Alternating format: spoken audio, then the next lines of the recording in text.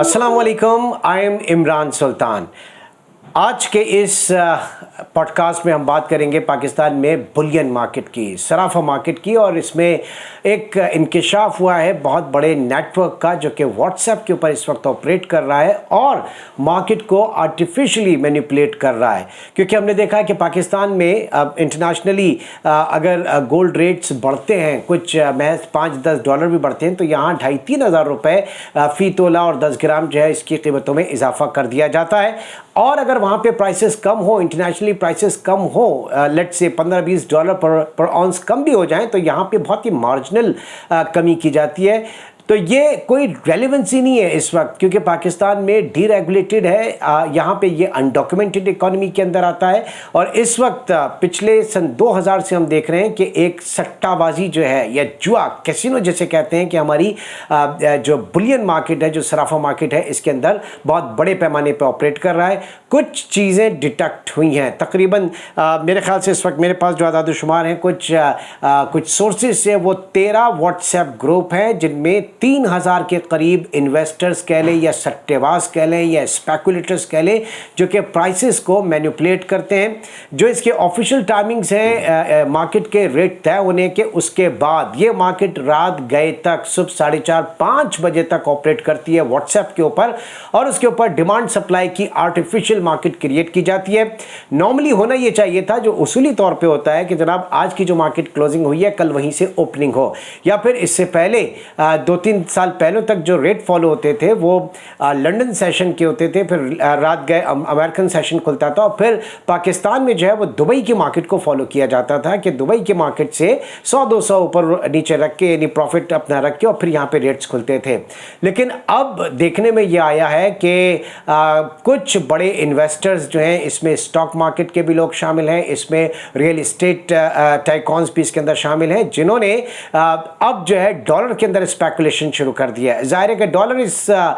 Everything, और dollar पे जब डार साहब के आने के बाद कड़ा वक्त आया, डॉलर जिस तरीके से डेप्रिशिएट हो रहा है, तो फिर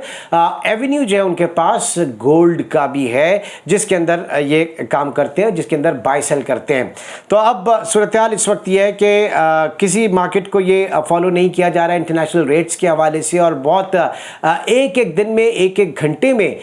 उस व्हाट्सएप मैसेजिंग की वजह से 5-5, 6-6, 7-7 हज़ार रुपए फी तोला और 10 ग्राम का जो है वो फ़र्क सामने आ रहा है। आज इंटरनेशनल स्टैंडर्ड्स के ऊपर या इंटरनेशनल मार्केट्स के हवाले से बात करें तो इस वक्त $1,666 पर ऑन्स है, और पाकिस्तान में फ़ी तोला सोना 1,46,300 रुपये, जबकि 10 ग्राम सोना जो है 1,25,429 रुपये का है। यकीनी तौर से ये न सिर्फ गरीब लोग, लोअर मिडिल क्लास,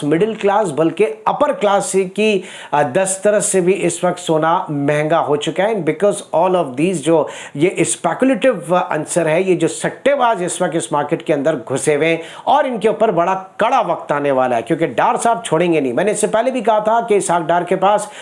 फिस्कल और मॉनेटरी स्पेस नहीं है, गुंजाइश नहीं है इकोनॉमी को सही करने की, उनके पास इतना ज़्यादा रूम नहीं है। लेकिन वो जो टूल इस्तेमाल करेंगे इस वक्त, वो यही सारे मॉनिटरिंग के करेंगे, और इसमें जहाँ पे वो देख रहे हैं कि जनाब स्पेकुलेशन हो रही है, सट्टेबाजी हो रही है, आर्टिफिशियली डॉलर को बढ़ाया जा रहा है, या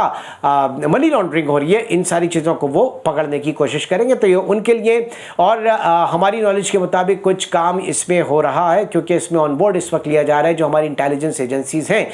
वो कुछ लिस्ट वगैरह भी बना रही हैं, कुछ लोगों को उन्होंने डिटेक्ट किया है। इसमें अब FIA शामिल होगी उनके साथ स्टेट बैंक ऑफ पाकिस्तान होगा, और उनके साथ SECP होगी, और ये मैं आपको बता दूं कि ये बड़े पैमाने पर कार्रवाई होगी। कुछ सिस्टम के लूप होल्स हैं, सिस्टम के लूप होल्स भी इस वक्त बड़ी मदद कर रहे हैं मनी लॉन्ड्रिंग के हवाले से। मिसाल के तौर पे आप ऐसे कह लें कि पाकिस्तान में इस वक्त लॉ है कि पूरे साल के अंदर एक ज्वेलर जिसके पास ट्रेडिंग लाइसेंस है गोल्ड इंपोर्ट करने का, वो जितनी भी मालियत के जेवरात एक्सपोर्ट करता है, बने हुए जेवरात यानी फॉर्निश्ड ज्वेलरी एक्सपोर्ट करता है, उतनी ही मालियत की वो गोल्ड इंपोर्ट कर सकता है। अब फर्ज करें कि मेरे पास मेरा कोई बैकग्राउंड नहीं है इस ना मैं कोई ज्वेलर हूं ना मुझे इस बिजनेस का पता है, लेकिन 1 करोड़ 2 करोड़ मेरे पास है और मुझे सट्टाबाजी करनी है इसके अंदर आके, तो मैं क्या करूंगा, जो हमारा सिस्टम इस वक्त हमें अलाउ कर रहा है कि किसी भी मनी पहुंच गया ज्वेलर्स के पास, उससे ज़रा रेट्स वगैरह तय करके फिर उसको कहा भाई 1 करोड़ ले, मुझे गोल्ड मंगवा दें। उन्होंने डॉलर दे के गोल्ड इंपोर्ट करवा दिया। अब गोल्ड मेरे पास आ गया। मैंने जनाब क्या किया कि बहुत ही मोटे मोटे से कड़े जो है वो अपनी बेगम के लिए बनाए। उन्होंने खातून खाना ने कड़े पहन लिए और उसके बाद वो दुबई चले गए। दुबई जाने में आप कहीं भी बाहर जाएं, कितना लदे बंदे जा रहे हैं, कोई पूछने वाला नहीं है। अब बाहर चले गए, बाहर जाके उन्होंने वो गोल्ड बेच दिया, दुबई में जाके वो गोल्ड जो है वो बेच दिया और बेचने के बाद जो उनको डॉलर्स मिले वो उन्होंने वहीं पर रखे, वो पाकिस्तान वापस लेकर नहीं आए। तो ये आपने देखा कि मनी लॉन्ड्रिंग किस तरीके से हुई। 1 करोड़ लगा के उसके बाद वहां जाकर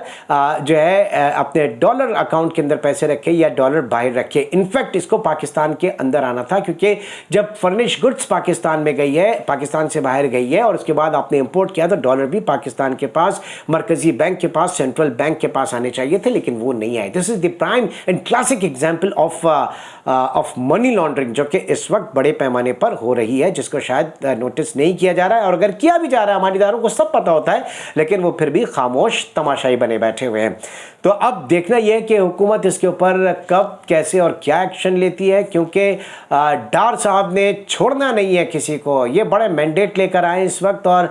इनकी अपनी सर्वाइवल की जंग है इस हुकूमत की। 200 रुपए से नीचे डॉलर ऐसे ही नहीं आएगा, और मैं तो इसके खिलाफ हूं कि डार साहब इसके ऊपर कोई कॉमेंट करें, क्योंकि वजीर खजाना का डोमेन है ही नहीं कि वो एक्सचेंज रेट के ऊपर बात करे। डार साहब नहीं कर सकते इसके ऊपर, वो बात कर रहे हैं तो वो पॉलिटिकल हवाले से बात करें, अदरवाइज